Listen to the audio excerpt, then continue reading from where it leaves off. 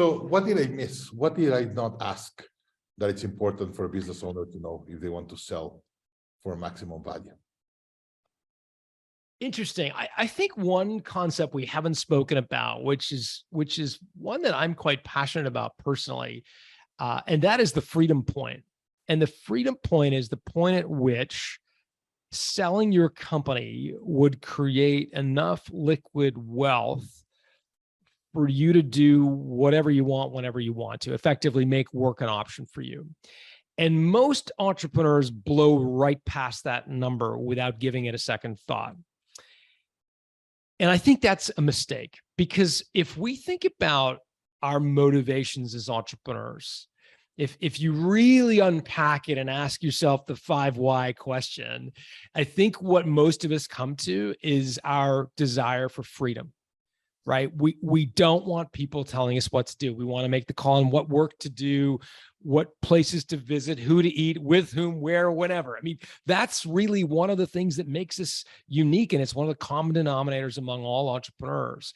And so instead of going to work for Procter & Gamble or Ford, we roll the dice and we start a company. And lots of them fail. But for the folks who listen to this, they're the ones who have succeeded.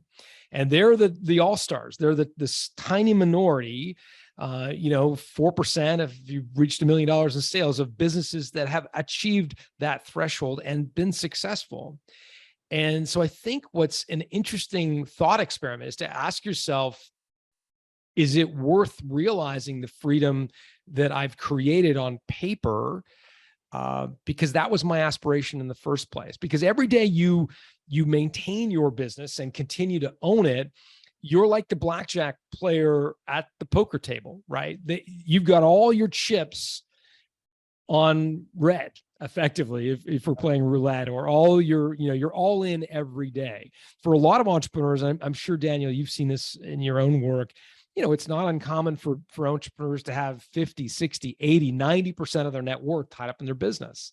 And if you think about it, that means that every day they go to work, 90% of their wealth is at risk. And we've just come through, hopefully forever, a pandemic, which really taught people that you don't know what's around the bend. You have no idea what is coming.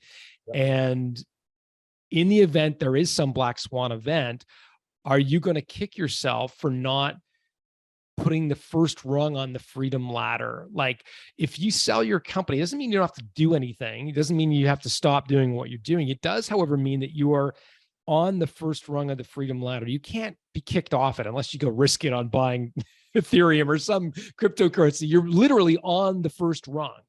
And until you liquidate the wealth that you have in paper, you're risking it all. And so I just think it's worth asking, when the sale of your business would create enough liquid wealth to fund the rest of your life, do I want to hit that bid?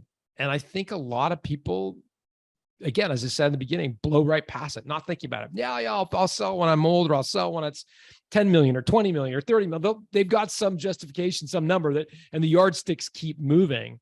And I think it's just worth asking yourself the question, am I willing? I think it was Warren Buffett, Daniel, who said, the definition of insanity is risking something you do not value for something you value.